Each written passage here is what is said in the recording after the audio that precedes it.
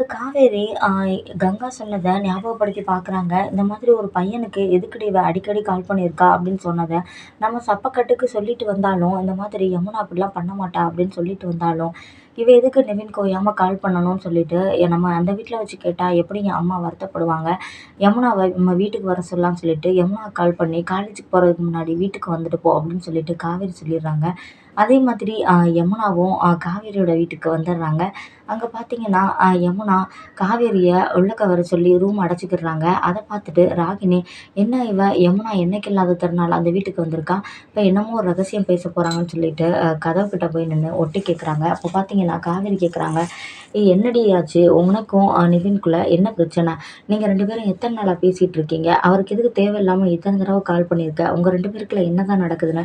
அடுக்கடிக்கு ஒவ்வொரு கொஸ்டினா முன்னாடி வைக்கிறாங்க. யமுனா வந்து ஒண்ணுமே பேசாம நிக்க, "நீ பேசாம இருக்கிறதுலே தெரியுது. நீ ஏதோ தப்பு பண்ணிட்டு இருக்கன்னு. என்னன்னு சொல்லு. உண்மைய சொல்லு."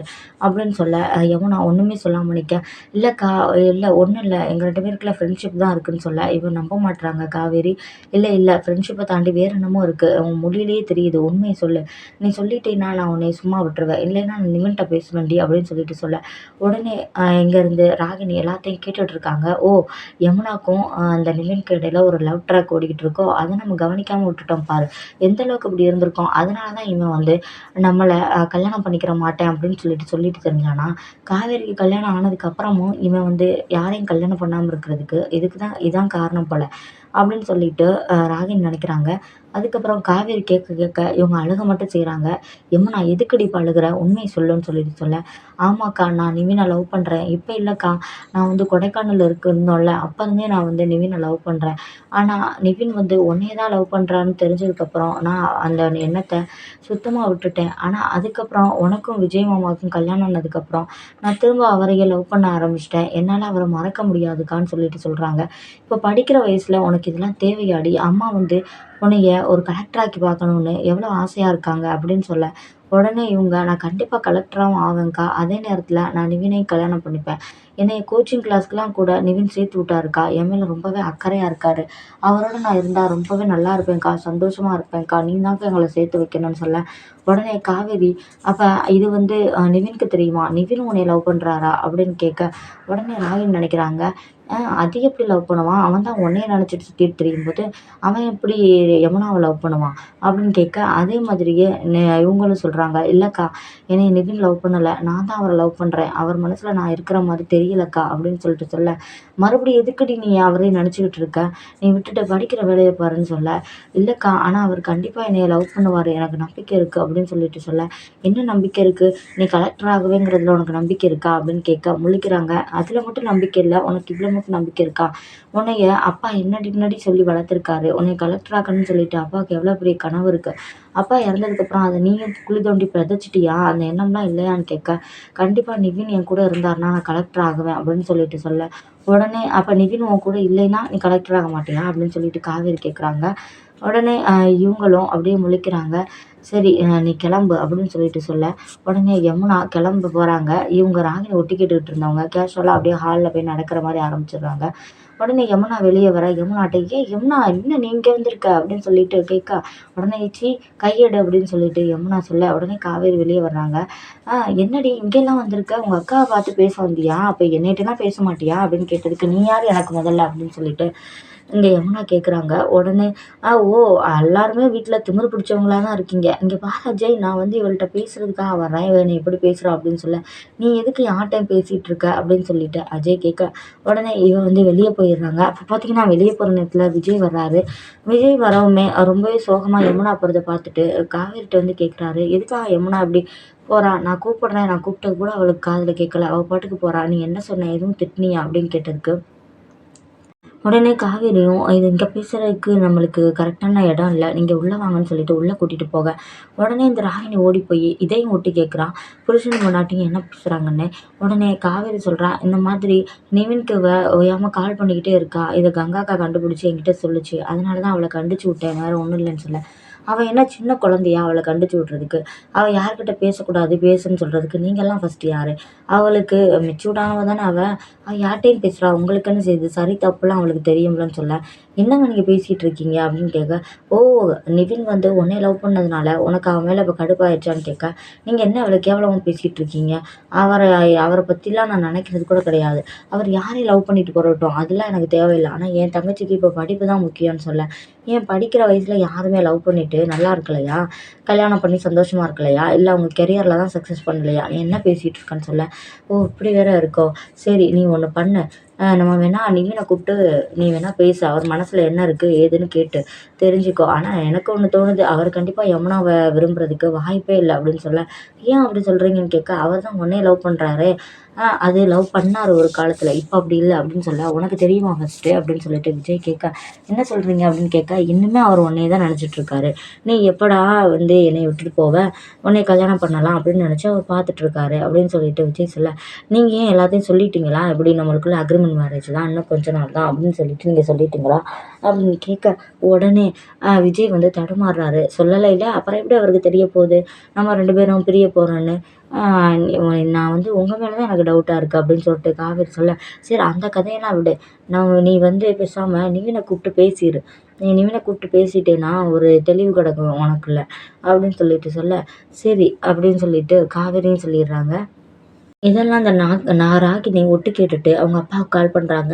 அப்பா, இந்த மாதிரி யமுனாக்கும் இந்த இவன் நிவினுக்கும் ஒரு இது ஓடிக்கிட்டு இருக்குப்பா. அது நம்ம கவனிக்காம விட்டுட்டோம் பார்த்தீங்களா அப்படின்னு சொல்லிட்டு சொல்ல, உடனே அப்படியாம்மா அப்படின்னு கேட்க, இந்த மாதிரி அவன் புருஷன் விஜய் இருக்கான்ல, அவனே வந்து இந்த காவல்கிட்ட சொல்கிறான், இந்த மாதிரி நிவினை கூப்பிட்டு நீ பேசு, அப்போ தான் இதுக்கு ஒரு தெளிவு கிடைக்கும் அப்படின்னு சொல்லிட்டு சொல்கிறான்ப்பா. இவன் ஒரு மானங்கெட்டவனா இருப்பான் போலன்னு சொல்ல, ஓ, இப்போ மேடம் வந்து நிவினை பார்த்து பேசுறதுக்காக இருக்காங்களா அப்படின்னு கேட்க, ஆமாப்பான்னு சொல்ல, இப்போ நம்ம இதையே வந்து காவேரியை வீட்டை விட்டு அனுப்புறதுக்காக ஒரு ஆயுதமாக நம்ம எடுத்துக்கலாம்னு சொல்லிட்டு பசுபதி சொல்ல, என்னப்பா சொல்கிறீங்க அப்படின்னு சொல்லிட்டு ராகினி கேட்க, நான் சொல்கிறத மட்டும் நீ செய் அப்படின்னு சொல்லிட்டு ஒரு பிளானை போட்டு கொடுத்துட்றாரு இந்த ராகினி கிட்ட.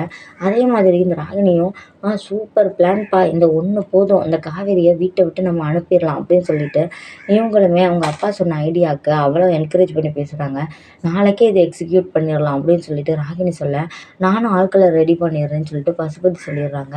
பார்த்தீங்கன்னா, அடுத்த நாள் காலையில் விஜய் வந்து கொஞ்சம் வெளியே போயிடுறாரு. அங்கே தாத்தா சொல்கிறாங்க, தாத்தாவும் பாட்டியும், வீட்டில் நிறையாவே பிரச்சனை நடந்துருச்சு, நாங்கள் 2 பேரும் கோயிலுக்கு போகலான்னு இருக்கோம் காவேரி, நீயும் வரியான்னு கேட்டதுக்கு, இல்லை தாத்தா, எனக்கு முக்கியமான வேலை இருக்குது, நான் கொஞ்சம் வெளியே கிளம்பணும்னு சொல்லிட்டு நிவினை வெயிட் பண்ணுறதுக்காக அந்த வேலையை தான் இவங்க சொல்கிறாங்க.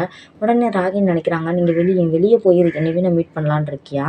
அதான் கொஞ்ச நேரத்தில் நிவினே வீட்டுக்கு வந்துடுவானே அப்படின்னு சொல்லிட்டு இந்த ராகினி நினைக்கிறாங்க. அதுக்கப்புறம் பார்த்தீங்கன்னா, சரிம்மா அப்போ நீ இருந்துக்க, நாங்கள் கோயிலுக்கு போயிட்டு வரோன்னு சொல்லிட்டு தாத்தாவும் பாட்டியும் கிளம்பிடுறாங்க. ராகினிகிட்ட கேட்குறாங்க. ராகினியுமே வந்து நான் அன்றைக்கி வரக்கூடாது தாத்தான்னு சொல்லிடுறாங்க கோவிலுக்கு. அதுக்கப்புறம் அஜய் இல்லையாமான்னு கேட்க, அஜய் கொஞ்சம் வெளியே போயிருக்காருன்னு சொல்லிடுறாங்க. அதுக்கப்புறம் பார்த்தீங்கன்னா, இவங்க 2 பேரும் கோயிலுக்கு போயிடுறாங்க. இவங்க காவேரி வந்து கிளம்பிட்டு இருக்க டைமாக பார்த்து நிவின் வந்து கடகடன்னு ரூம்குள்ளே வர்றாரு. ரூம்குள்ளே வந்தோடனே பார்த்தீங்கன்னா, அவங்க திகைச்சு போய் காவேரி நிற்க, உடனே நிவின் கேட்குறாரு, என்னைய வர சொன்னீங்க என்ன விஷயமா அப்படின்னு சொல்லிட்டு கேட்க, நான் எப்போ வர சொன்னேன்னு காவேரி கேட்குறாங்க. இல்லை, நீ தானே கால் பண்ணி என்னட்ட ஏதோ பேசணும்னு சொன்ன அப்படின்னு சொல்ல, நான் உங்ககிட்ட பேசணும்னு நினச்சிட்டு தான் இருந்தேன், ஆனால் உங்களை வந்து பார்க்கணும் அப்படின்னு நினச்சிட்டு இருந்தேன், ஆனால் உங்களுக்கு நான் கால் பண்ணலையே, நான் எதுவும் அவங்கள வீட்டுக்கு வர சொல்லலையே அப்படின்னு சொல்லிட்டு இருக்கும்போதே டக்குன்னு யாரோ டோரை லாக் பண்ணிடுறாங்க. லாக் பண்ணுறத பார்த்துட்டு காவேரியும் நிவினும் ஓடி போய் யாருன்னு சொல்லிட்டு கேட்கும்போது எந்த சத்தமும் இல்லாமல் இருக்காங்க. பார்த்தீங்கன்னா, ரொம்ப நேரம் தட்டுறாங்க. யாருமே வந்து திறக்கவே இல்ல. காவேரிக்கு என்ன பண்ணுறதுன்னே தெரியல. நிவின் வந்து கூட இருக்கிறதுனால, எதுவும் நம்மள யாரும் ஏதாவது நினச்சிருவாங்கன்னு சொல்லிட்டு, ஐயோ, இப்போ யாருன்னு தெரியலையே அப்படின்னு சொல்லிட்டு சொல்லும்போது, வீட்ல யாருமே இல்ல. தாத்தாவும் இல்ல, பாட்டியும் இல்ல. 2 பேரும் வந்து கோவிலுக்கு போயிருக்காங்க. அப்படி இருக்கும்போது யார் இப்படி பண்ணுவான்னு நினைக்கும்போது, நிவின் அப்ப ராகினி எங்கன்னு கேட்க, ராகினி வீட்ல தான் இருக்கான்னு நினைக்கிறேன். அவ தான் இந்த வேலைய பண்ணியிருக்கா அப்படின்னு சொல்லிட்டு சொல்ல, அப்ப அவ தான் இப்படி பண்ணியிருக்கணும் அப்படின்னு சொல்லிட்டு 2 பேருமே ஒரே டோர போட்டு அடிச்சிட்டு இருக்க டைம்ல கார் வர்ற சவுண்டு கேட்குது. கார் வர்ற சவுண்டு கேட்டு ராகினி வந்து ஓடி வந்து என்ன பண்றாங்கன்னா, லைட்டா டோர வந்து தொறந்து விட்டுட்டு கேஷுவலா போய் ரூம்ல இருந்துக்கிறாங்க. பார்த்தீங்கன்னா, விஜய் கரெக்ட்டா வர்றாரு. விஜய் வர இவங்க காவேரி டக்குன்னு கதவ தொறந்துடுறாங்க. தொறந்துருது கதவு. கதவு தொறந்துச்சு பாருங்க அப்படின்னு சொல்லிட்டு நிவின்ட்ட சொல்ல, இவரும் கரெக்ட்டா வெளிய வர்றாரு. அஜயும் வந்துடுறாங்க. பாட்டி, தாத்தாவும் கோயிலுக்கு போனவங்க வந்துடுறாங்க. பார்த்தீங்கன்னா, ராகினி வந்து கரெக்ட்டா ரூம்குள்ளயே இருந்துக்கிடுறாங்க. விஜய் வந்து திகைச்சு போய் இருக்க, அந்த காவேரி முழிக்க, காவேரி விஜய பார்த்து முழிக்கிறாங்க. தாத்தா, பாட்டியும் வந்தத பார்த்து முழிக்க, பின்னாடி நிவின் வந்து காவேரிய தள்ளி விட்டுட்டு வெளிய வர்றாரு. அத பார்த்துட்டு தாத்தா, பாட்டி 2 பேரும் ஷாக் ஆகி போய் நிக்கிறாங்க. பாட்டி அப்படியே முழிச்சு போய் பார்க்குறாங்க. எல்லாருமே விஜய் இப்படியே பார்க்க, உடனே காவேரி சொல்றாங்க, "யாருன்னு தெரியல. நிவின் வந்து ரூம்குள்ள வந்த டைம் யாரோ கதவ அடைச்சுட்டாங்க தாத்தா." அப்படின்னு சொல்லிட்டு சொல்ல, தாத்தா ஒண்ணுமே பேசாம நிக்கிறாரு. உடனே விஜய் வந்து அப்படியே மொறச்சு பார்க்குறாரு காவேரிய. மொறச்சு பார்த்தோன்னே, "ஏங்க நீங்க நினைக்கிற மாரி எதுவும் இல்ல." அப்படின்னு சொல்லிட்டு இருக்கும்போதே, ராகினி வந்துடுறாங்க. "ஆமா நிவின் நீ எப்போ வந்த?" அப்படின்னு சொல்லிட்டு கேட்க, உடனே நிவின், "ஏய் நீ தானே அந்த கதவ அடைச்சது." அப்படின்னு சொல்லிட்டு கேட்க, "ஓ! நீங்க 2 பேரும் ரூமுக்குள்ள இருந்தீங்களா? இது எத்தன நாளா நடக்குது?" அப்படின்னு சொல்லிட்டு இந்த ராகினி ஒண்ணுமே தெரியாத மாரி கேட்குறாங்க. அதோட ராகினி இப்படி கேட்கவும், தாத்தா, பாட்டி அப்படியே முகம் சுளிக்கிறாங்க. அப்ப நிவின், "நீ இப்படிதான் டெய்லி வந்துட்டு வந்துட்டு போறியா? விஜய் இப்ப இல்லாத டைம் ஃபுல்லா நீ வந்து வந்துடுறதா ரூம்குள்ள? ஆ சரி, சரி நடக்கட்டும், நடக்கட்டும்." அப்படின்னு சொல்லிட்டு சொல்ல, உடனே வந்து நிவினுக்கு கோவம் வந்துருது. ராகினி அடிக்கிறதுக்காக கைய ஓங்குறாரு. "என்ன பேசுற இப்ப நீ?" அப்படின்னு சொல்லிட்டு சொல்லும்போது, உடனே விஜய், "நிறுத்துங்க நிவின்." அப்படின்னு சொல்லிட்டு சொல்றாரு. உடனே நிவினுக்கு என்ன பண்றதுன்னே தெரியல. ஆ நிறுத்துங்க நிவின்னு சொன்னோன்னே, இவருக்கு புரிஞ்சு போச்சு. இவரும் வந்து இப்படி நம்மள தப்பா நெனச்சுட்டாரு போல அப்படின்னு. சொல்லுங்க. இப்ப என்ன கதை சொல்லலான்னு இருக்கீங்க?" அப்படின்னு சொல்லிட்டு விஜய் கேட்கிறத பார்த்துட்டு ராகினி ரொம்பவே சந்தோஷப்படுறாங்க. இப்ப விஜய்க்கு வந்து கோவம் வந்துருச்சு. கண்டிப்பா இன்னைக்கு நிவின போட்டு சாத்து சாத்துன்னு சாத்த போறான்னு நெனச்சுட்டு இருக்கேன். நிவின் உடனே, "நீங்க தானே கால் பண்ணி என்னைய வர சொன்னீங்க." அப்படின்னு சொல்லிட்டு சொல்ல, உடனே "நான் எப்போ உங்கள வர சொன்னேன்?" அப்படின்னு சொல்லிட்டு விஜய் கேட்க, "இங்க பாருங்க இந்த நம்பர்லேருந்து கால் வந்துச்சு. வேற நம்பரா இருக்கவுமே நான் யோசிச்சேன். என்ன வேற நம்பரா இருக்குன்னு நான் கேட்டேன். அதுக்கு இல்ல நான் வேற நம்பர் மாத்திட்டேன். நீங்க கொஞ்சம் வீடு வர வர முடியுமா? அவங்க கிட்ட பேசணும். காவேரியும் உங்ககிட்ட பேசணும்னு சொல்லியிருக்கா. என்ட்ட சொல்ல சொன்னா." அப்படின்னு சொன்னதுனால தான் நான் வந்தேன். நான் வந்துட்டு கூட வீட்டுக்கு வெளிய நின்னுட்டு திரும்ப அதே நம்பருக்கு நான் கூப்பிட்டேன். திரும்ப உங்க வாய்ஸ் தான் கேட்டுச்சு. "எப்படி நான் ரூம்குள்ள தான் இருக்கேன். நீ உள்ள வா." அப்படின்னு சொன்னதுனால தான் நான் ரூம்குள்ள வந்தேன். வேற எனக்கு எதுவும் தெரியாது. நான் வரும்போது காவேரி மட்டும் தான் இருந்தா. அப்ப என்ன சொல்லு காவேரி ஏதோ பேசணும்னு சொன்னியாம்ன்னு தான் நான் சொன்னேன். வேணா காவேரிட்ட வேணா கேளுங்க அப்படின்னு சொன்னதுக்கு, காவேரி உடனே அழுதுட்டு, "ஆமாங்க. இவரு என்கிட்ட சொல்லு காவேரி ஏதோ பேசணும்னு சொன்னியாமன்னு தான் சொன்னாரு. எனக்கு ஒண்ணுமே புரியல. ஆனா அந்த டைம் நான் உங்ககிட்ட சொன்னேன்ல இவர பார்த்து பேச போறேன்னு. அதோட நான் உங்கள பார்த்து பேசுறதுக்காக தான் வந்தேன். ஆனா உங்கள நான் வர சொல்லலையேன்னு சொல்லிட்டு இருக்கும்போதே யாரோ எங்க டோர லாக் பண்ணிட்டாங்கங்க." அப்படின்னு சொல்ல, உடனே விஜய் வந்து இப்படியே பார்க்குறாரு. "நீ சொல்றது எல்லாத்தையுமே நான் நம்பலாமா காவேரி?" அப்படின்னு சொல்லிட்டு கேட்க, உடனே காவேரிக்கு அப்படியே தூக்கி வாரி போட்டுருச்சு. இவருமே நம்மள நம்பலையா? நம்மள கேவலமா நெனச்சுட்டாரா? நம்ம தான் நிவின வந்து வர சொல்லிட்டோமா அப்படின்னு நெனச்சுட்டாரான்னு நெனைக்கும்போது, உடனே அப்படி பார்க்குறாங்க. அஜய் ஒரு பக்கம் நின்னுட்டு, என்ன இவ்வளவுக்கு நீங்க வந்து கேவலமானவங்கன்னு எனக்கு நல்லா தெரியும். ஆனா இந்த அளவுக்கு கேவலமானவங்கன்னு நான் நெனைக்கவே இல்ல. ராகினி சொல்லும்போதெல்லாம் நான் நம்பவே இல்ல. இந்த மாதிரி ஒரு நாள் நீ இவர மீட் பண்ண போனவங்க தானே நீங்க? இப்ப யாருமே வீட்ல இல்லாம இருக்கவும், இவர தனியா வேற வர சொல்லிட்டீங்களா நீங்க? எப்படி எங்க அண்ணனுக்கு துரோகம் பண்ண உங்களுக்கு மனசு வந்துச்சு?" அப்படின்னு அஜய் ஒரு பக்கம் பேச, உடனே விஜய் பக்கத்துல போய் அஜய ஒரு அறையிறாரு. ஒரு அறை இல்லாம 2, 3 அறை கன்னத்துல சடார் சடார்ன்னு விழுகுது. அத பார்த்துட்டு ராகினி அப்படியே கன்னத்துல கை வச்சுட்டு ஆன்னு நிக்கிறாங்க. "யார பார்த்து என்ன பேசுற அஜய்?" அப்படின்னு சொல்லிட்டு கேட்குறாங்க. உடனே காவேரி அழுதுட்டு நிக்கிறவங்க அப்பதான் வந்து கண்ணெல்லாம் தொடச்சுட்டு நிக்கிறாங்க. உடனே, "யார பார்த்து என்ன பேசுற? காவேரிய பார்த்தா இப்படிலாம் பேசுற? காவேரி இப்படிலாம் பண்ணக்கூடிய ஆளே கிடையாது சரியா? காவேரிய பத்தி உனக்கு என்ன தெரியும்? உன் பொண்டாட்டி சொன்னாளா இந்தந்த மாதிரி கேவலமானவ அப்படி இப்படின்னு? உன் பொண்டாட்டிக்கு பல்லெல்லாம் உடைஞ்சிரும் பார்த்துக்க." அப்படின்னு சொல்லிட்டு விஜய் நல்லாவே திட்டுறாரு. "பொம்பளையாச்சேன்னு பார்க்குறேன். இந்த வேலைய யார் செஞ்சதுன்னு எனக்கு நல்லாவே தெரியும்.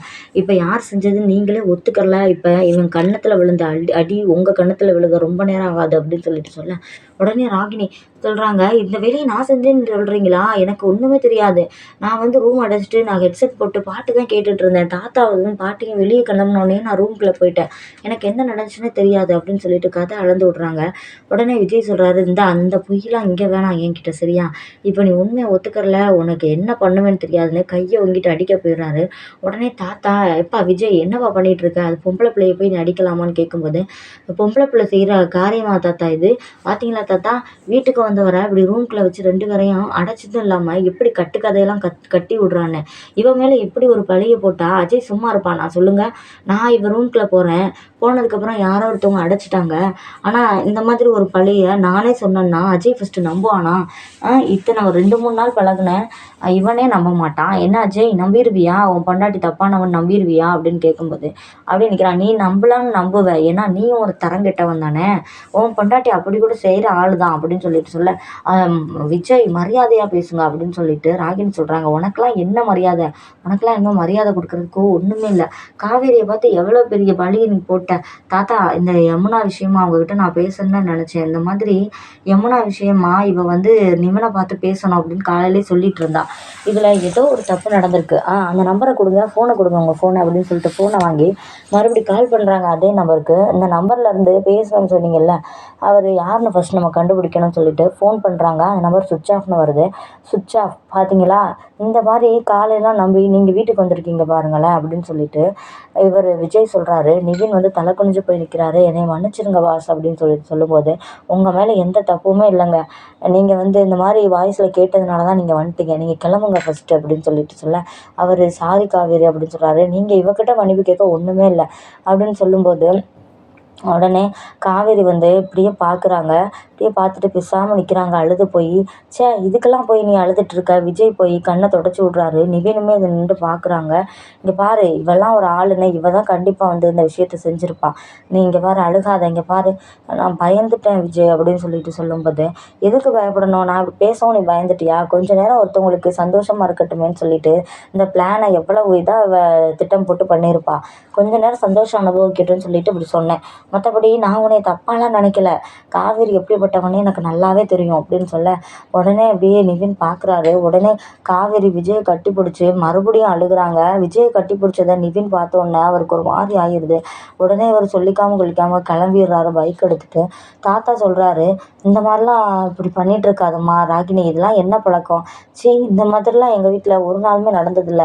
உன்னைய நான் என்னமோன்னு நெனச்சேன். பசுபதி தான் அப்படி இருக்காரு. நீலாம் வந்து நல்ல பொண்ணுன்னு நெனச்சேன். இப்படி இருக்கியேம்மா" அப்படின்னு சொல்லவும், உடனே அந்த ராகினி வேகமா கோவத்தோட போய் ரூம் அடைச்சுக்கிடுறாங்க. உடனே அந்த தாத்தா சொல்றாரு, "பரவால்ல விஜய். நான் கூட என்னமோன்னு நெனச்சேன். நீ இதெல்லாம் நம்பிருவ அப்படின்னு. நான் கண்டிப்பா காவேரிய நம்பவே இல்ல. நான் மலைச்சு போய் தான் பார்த்துட்டுருந்தேன். ஆனா நீ நம்பிருவியோன்னு நெனச்சேன்ப்பா நீ ஆரம்பத்துல பேசும்போது" அப்படின்னு சொல்லவும், "நான் எப்படி தாத்தா என் காவேரிய நம்புவேன்? காவேரி வந்து வேற மாரி தாத்தா. அவ வந்து ஒரு குழந்தை மாதிரி. அவள போய் இப்படி கேவலமா நான் நெனப்பனா?" அப்படின்னு சொல்ல, காவேரி அப்படியே பார்க்குறாங்க. காவேரிக்கு ரொம்பவே விஜய புடிச்சு போயிருது. இங்க பார்த்தீங்கன்னா தாத்தாவும் பாட்டியும், இப்படிலாம் என்னங்க இப்படிலாம் நடக்குது?" அப்படின்னு சொல்லிட்டு கல்யாணி பாட்டி தாத்தா பின்னாடி போறாங்க பேசிட்டு. இங்க பார்த்தீங்கன்னா அஜய பார்த்து விஜய் சொல்றாரு, "இங்க பாரு உன் பொண்டாட்டிட்ட சொல்லி வை. இனிமே வந்து உனக்கு அடி கிடையாது. அவள பொம்பளைன்னு கூட பார்க்க மாட்டேன்னு" சொல்லிட்டு, இவரு காவேரிய கூப்பிட்டுட்டு ரூம்குள்ள போய் கதவ அடைக்கிறாரு. அடைச்ச உடனே காவேரி கதறி அழுகுறாங்க. விஜய கட்டி பிடிச்சுக்கிறாங்க. விஜயுமே வந்து காவேரிய கட்டி பிடிச்சு சமாதானப்படுத்துறாரு. "இங்க பாரு எதுக்காக நீ உடைஞ்சு போகக்கூடாது. நீ எவ்வளோ தைரியமான பொண்ணு. இப்படி உடைஞ்சு போலாமா நீ?" அப்படின்னு சொல்ல, எனக்கு என்ன சொல்றதுன்னே தெரியலங்கன்னு சொல்லிட்டு ரொம்பவே அழுகுறாங்க. 2 பேரும் கட்டி பிடிச்சுட்டு நிக்கிறாங்க.